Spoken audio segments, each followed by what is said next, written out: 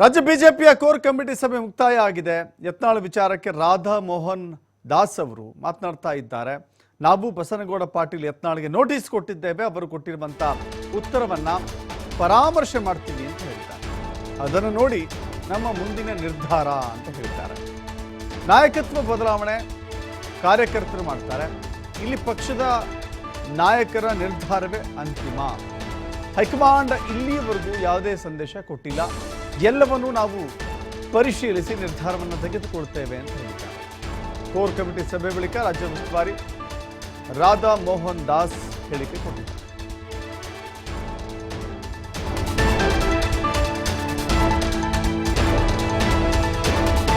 ಬಹುತೇಕ ಇವತ್ತು core committee ಸಭೆ ನಡೀತಾ ಇದೆ ಅಂತ ಹೇಳಿದ್ರೆ, ಕೋರ್ ಕಮಿಟಿ ಸಭೆಯಲ್ಲಿ ಮಹತ್ವದ ಮತ್ತು ಅತ್ಯಂತ ತೀವ್ರ ಗಮನ ಸೆಳೆಯುವಂಥ ಸಂಗತಿ ಯಾವುದಾಗಿರುತ್ತೆ ಅಂತ ಅಂದಾಜಿತ್ತು ಅಂದರೆ ಅದು ಬಸನಗೌಡ ಪಾಟೀಲ್ ಯತ್ನಾಳ್ ಅವರ ವಿಚಾರಕ್ಕೆ ಸಂಬಂಧಪಟ್ಟ. ಕೋರ್ ಕಮಿಟಿಯಲ್ಲಿ ಬಸನಗೌಡ ಪಾಟೀಲ್ ಯತ್ನಾಳ್ ಬಗ್ಗೆ ಚರ್ಚೆ ಆಗಿಲ್ವಾ? ಈ ಕೋರ್ ಕಮಿಟಿ ಸಭೆಯಲ್ಲೂ ಕೂಡ ಬಸನಗೌಡ ಪಾಟೀಲ್ ಯತ್ನಾಳ್ ವಿರುದ್ಧದ ಯಾವುದೇ ಕ್ರಮವನ್ನು ತೆಗೆದುಕೊಳ್ಳಿಕ್ಕೆ ಸಾಧ್ಯವಾಗಿಲ್ಲ. ಈಗಲೂ ಕೂಡ ನಾವು ಅದನ್ನ ಪರಿಶೀಲಿಸಿ, ಪರಾಮರ್ಶಿಸಿ, ಪರೀಕ್ಷೆಗೊಳಪಡಿಸಿ, ಹೀಗೆ ಅವರ ಶಬ್ದ ಪ್ರಯೋಗವನ್ನು ನೋಡಿ, ಪರಾಮರ್ಶೆ ಮಾಡ್ತೇವೆ, ಪರಿಶೀಲಿಸ್ತೇವೆ ಅಂದ್ರೆ ಸದ್ಯಕ್ಕಂತೂ ಯತ್ನಾಳ್ ವಿರುದ್ಧ ಕ್ರಮವನ್ನು ತೆಗೆದುಕೊಳ್ಳಿಕ್ಕೆ ಬಿಜೆಪಿ ಹಿಂದೇಟಾಗ್ತಾ ಇದೆ ಅನ್ನೋದನ್ನ ನೇರವಾಗಿ ಹೇಳಬೇಕು. ಯತ್ನಾಳ್ನ ಟಚ್ ಮಾಡೋಕ್ಕಾಗೋದಿಲ್ಲ ಅಂತ ಬಿಜೆಪಿಗೆ ಮನವರಿಕೆಯಾದಂತೆ ಕಾಣಿಸ್ತಾ ಇದೆ. ಕೇವಲ ಇಲ್ಲಿ ಬಸನಗೌಡ ಪಾಟೀಲ್ ಯತ್ನಾಳ್ ಮಾತ್ರವಲ್ಲ, ಅವರ ಹಿಂದಿನ ಬಹಳ ದೊಡ್ಡ ತಂಡ ಇದೆ ಅನ್ನೋದನ್ನ ಅರಿತುಕೊಂಡಿರುವಂತ ರಾಜ್ಯ ಬಿಜೆಪಿ ಕ್ರಮ ತೆಗೆದುಕೊಳ್ಳಿಕ್ಕೆ ಹಿಂದೂ ಮುಂದೂ ನೋಡ್ತಾ ಇದೆ. ಇವತ್ತು ಕೋರ್ ಕಮಿಟಿ ಸಭೆಯ ಬಳಿಕ ಮಾತನಾಡಿದಂಥ ರಾಧಾ ಮೋಹನ್ ದಾಸ್ ಈಗಲೂ ಕೂಡ ಸ್ಪಷ್ಟವಾದಂಥ ಉತ್ತರ ಕೊಟ್ಟಿಲ್ಲ. ಎಸ್ ಆರ್ ನೋ ಅಂದ್ರೆ ವೈಟ್ ಲೆಟ್ ಅಸ್ ಸಿ ಅಂತಿದ್ದಾರೆ. ನೋಡೋಣ ಅದನ್ನ ಅಂತಾರೆ. ಅಲ್ಲಿಗೆ ಇಲ್ಲಿಯವರೆಗೂ ಕೂಡ ಪಕ್ಷದ ನಾಯಕರ ವಿರುದ್ಧ ನೇರ ವಾಗ್ದಾಳಿ ಮಾಡ್ತಾ, ಪಕ್ಷದ ನಾಯಕತ್ವವನ್ನು ಪ್ರಶ್ನೆ ಮಾಡ್ತಾ, ಪಕ್ಷದ ನಿಲುವುಗಳು ನಿರ್ಧಾರಗಳನ್ನ ಎದುರು ಹಾಕೊಳ್ತಾ ಈಗ ಮುಂದುವರಿಸ್ತಾ ಇದೆ. ಅದೇ ಈಗಲೂ ಕೂಡ ಕಂಟಿನ್ಯೂ ಆಗುತ್ತೆ ಅಂತ ಅನ್ಸುತ್ತೆ.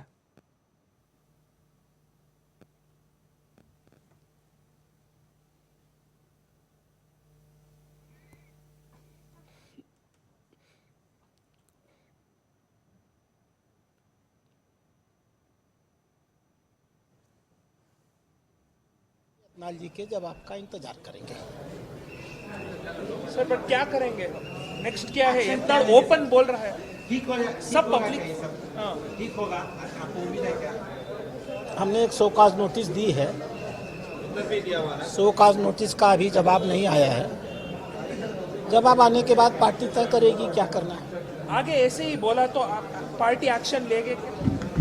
हमने एक शोकाज नोटिस दी है। शोकाज नोटिस का जो जवाब देंगे, मैंने कहा जवाब देंगे, हम उसके आधार पर अपने अगले कदम को तय करेंगे। कोई दूसरा विषय नहीं, उन्होंने बोला है जवाब दिया है, जवाब दिया। हमने एक शोकाज नोटिस दी है, उसका वो जो जवाब देंगे दिया सर, हम उस पर एक कार्रवाई तय करेंगे। दिया ही नहीं दिया। हमारे संज्ञान में ऐसी कोई जवाब नहीं है। जब मेरे संज्ञान में आएगा तो मैं उसको नोटिस लूंगा। सर, जो पार्टी में ऐसे चल रहा है, बाहर बात करना, खिलाफ बात करना, आपका सूचना है, फिर भी ऐसा बात करना क्यों सर? यत्नाल टीम, हम भारतीय जनता पार्टी के अनुशासित कार्यकर्ता हैं और हमारे कर्नाटक में 71 लाख वर्कर्स हैं। अब ऊपर भगवान भी आदमी बनाता है तो हर आदमी अच्छा तो बनता नहीं है। तो जब हमारे पास 71-72 लाख कार्यकर्ता हैं तो हर आदमी पार्टी के सिद्धांतों को महसूस और एहसास कर ले, ये भी कोई ज़रूरी नहीं होता। हर आदमी का अपना अपना व्यक्तित्व होता है। समय सिद्ध करता है कि उसका व्यक्तित्व सही था या उसका व्यक्तित्व गलत था। समय ही इसका जवाब देगा। पार्टी का लीडरशिप चेंज करने का बात कर रहे हैं सर, इतना चेंज होने के लिए वो आग्रह लगा रहे हैं। पार्टी की लीडरशिप को चेंज करने का अधिकार या लीडरशिप को तय करने का अधिकार या तो निचले धरातल के सामान्य कार्यकर्ताओं के पास होता है या फिर हमारी राष्ट्रीय इकाई के पास होता है। इसके अलावा ऐसा कोई व्यक्ति नहीं होता है जो कि पार्टी की लीडरशिप को बदल सके। पार्टी के लीडर मांग करने पर नहीं बदले जाते। संगठनात्मक गतिविधियों पर, संगठनात्मक की ज़रूरतों पर जो जिस समय उचित होता है उस समय उसका प्रयोग किया जाता है। आज विजेंद्र उचित हैं, इसलिए ब्रजेंद्र हमारे प्रदेश अध्यक्ष हैं। हाईकमांड से क्या मैसेज भेजा गया है सर? हाई कमांड कभी भी इस प्रकार के मैसेज लेके किसी को नहीं भेजता। मैं यहाँ प्रभारी हूँ। मैंने सांसदों की बैठक की है, कोर कमेटी। इंदिನ ನಮ್ಮ ಕೋರ್ ಕಮಿಟಿಯ ಸಭೆಯಲ್ಲಿ ರಾಷ್ಟ್ರೀಯ ಪ್ರಧಾನ ಕಾರ್ಯದರ್ಶಿಗಳು ಮತ್ತು ನಮ್ಮ ರಾಜ್ಯದ ಉಸ್ತುವಾರಿಗಳಾಗಿರ್ತಕ್ಕಂಥ ರಾಧಾ ಮೋಹನ್ ದಾಸ್ ಜಿರವರು, ಸಂಸದೀಯ ಮಂಡಳಿಯ ಸದಸ್ಯರು, ಮಾಜಿ ಮುಖ್ಯಮಂತ್ರಿಗಳಾಗಿರ್ತಕ್ಕಂಥ ಸನ್ಮಾನ್ಯ BS ಯಡಿಯೂರಪ್ಪನವರು ಮತ್ತು ಎಲ್ಲ ಕೋರ್ ಕಮಿಟಿಯ ಸದಸ್ಯರು ಇವತ್ತಿನ ಸಭೆಯಲ್ಲಿ ಭಾಗವಹಿಸಿದರು. ಕೆಲವು ಪ್ರಮುಖ ಚರ್ಚೆ ಆಗಿದೆ. ಇದರಲ್ಲಿ ಪ್ರಮುಖವಾಗಿ ಇತ್ತೀಚೆಗೆ ನಡೆದಂಥ ಉಪಚುನಾವಣೆಗಳ ಸೋಲಿನ ಹಿನ್ನೆಲೆಯಲ್ಲಿ ಸಂಡೂರು ಮತ್ತು ಶಿಗ್ಗಾವಿ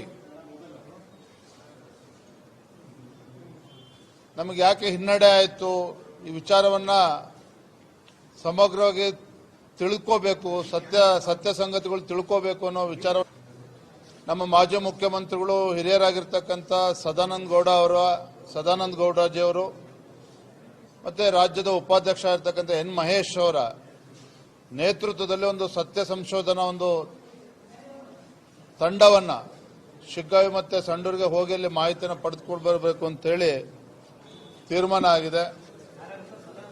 ಸದಾನಂದ ಗೌಡರು, ನಮ್ಮ ಮಾಜಿ ಮುಖ್ಯಮಂತ್ರಿಗಳು, ಹಾಗೆಯೇ ರಾಜ್ಯದ ಉಪಾಧ್ಯಕ್ಷರು, ಕೊಳ್ಳೇಗಾಲದ ಮಾಜಿ ಶಾಸಕರು, ಮಾಜಿ ಸಚಿವರಾಗಿರ್ತಕ್ಕಂಥ N. ಮಹೇಶ್ ರವರು, ಇವರಿಬ್ಬರೂ ಸಹ ಹಿರಿಯರು ಶಿಗ್ಗಾವಿ ಮತ್ತು ಸಂಡೂರಿಗೆ ಭೇಟಿಯನ್ನು ಕೊಟ್ಟು ನಮ್ಮ ಸೋಲಿಗೆ ಕಾರಣಗಳು ಇದರೆಲ್ಲ ಬಗ್ಗೆ ಚರ್ಚೆ ಮಾಡ್ಕೊಂಡು ಬರ್ತಾರೆ. ಎರಡನೇದು, S. T. ಸೋಮಶೇಖರ್ ಮತ್ತು ಶಿವರಾಮ್ ಹೆಬ್ಬಾರ್ ಏನು ಭಾರತೀಯ ಜನತಾ ಪಾರ್ಟಿಯ ಚಿಹ್ನೆ ಮೇಲೆ ಗೆದ್ದಂತ ಶಾಸಕರುಗಳೇನಿದ್ದಾರೆ, ತಮಗೂ ತಿಳಿದಿದೆ ಕಳೆದ ಹಲವಾರು ತಿಂಗಳುಗಳಿಂದ ಏನು ಪಕ್ಷ ವಿರೋಧಿ ಚಟುವಟಿಕೆಯಲ್ಲಿ ತೊಡಗಿಸಿಕೊಂಡಿದ್ದಾರೆ. ಮತ್ತೆ ಕಾಂಗ್ರೆಸ್ ಜೊತೆನಲ್ಲೇ ಅಧಿಕೃತವಾಗಿ ಅವರು ಐಡೆಂಟಿಫೈ ಮಾಡಿಕೊಂಡಿದ್ದಾರೆ, ಕಾಂಗ್ರೆಸ್ ಜೊತೆಲ್ಲ ಓಡಾಡ್ತಾ ಇದ್ದಾರೆ. ಈ ವಿಚಾರವನ್ನು ಕೂಡ ಬಹಳ ಹಿಂದೆನೂ ಕೂಡ ಚರ್ಚೆ ಮಾಡಿದ್ವಿ. ಕೋರ್ ಕಮಿಟಿನಲ್ಲಿ ಎಲ್ಲರೂ ಕೂಡ ಸರ್ವಾನುಮತದಿಂದ ಇದೆಲ್ಲದಕ್ಕೂ ಕೂಡ ಇತಿಶ್ರೇ ಆಡಬೇಕು, ಒಂದು ಬಿಗಿಯಾದಂಥ ಕ್ರಮ ಕೈಗೊಳ್ಳಬೇಕು ಅಂತೇಳಿ ನಮ್ಮ ರಾಷ್ಟ್ರೀಯ ನಾಯಕರಿಗೆ, ರಾಷ್ಟ್ರೀಯ ಅಧ್ಯಕ್ಷರಿಗೆ ಅವರ ಗಮನಕ್ಕೆ ತಂದು ತತ್ಕ್ಷಣದಲ್ಲೇ ಇದ್ರ ಬಗ್ಗೆ ಒಂದು ಇತ್ಯರ್ಥ ಆಗಬೇಕು ಅನ್ನೋ ತೀರ್ಮಾನವೂ ಕೂಡ ಆಗಿದೆ. ಇಂದಿನ ನಮ್ಮ ಕೋರ್ ಕಮಿಟಿಯ ಸಭೆಯಲ್ಲಿ ರಾಷ್ಟ್ರೀಯ ಪ್ರಧಾನ ಕಾರ್ಯದರ್ಶಿಗಳು ಮತ್ತು ನಮ್ಮ ರಾಜ್ಯದ ಉಸ್ತುವಾರಿಗಳಾಗಿರ್ತಕ್ಕಂಥ ರಾಧಾ ಮೋಹನ್ ದಾಸ್ ಜಿರವರು, ಸಂಸದೀಯ ಮಂಡಳಿಯ ಸದಸ್ಯರು, ಮಾಜಿ ಮುಖ್ಯಮಂತ್ರಿಗಳಾಗಿರ್ತಕ್ಕಂಥ ಸನ್ಮಾನ್ಯ BS ಯಡಿಯೂರಪ್ಪನವರು ಮತ್ತು ಎಲ್ಲ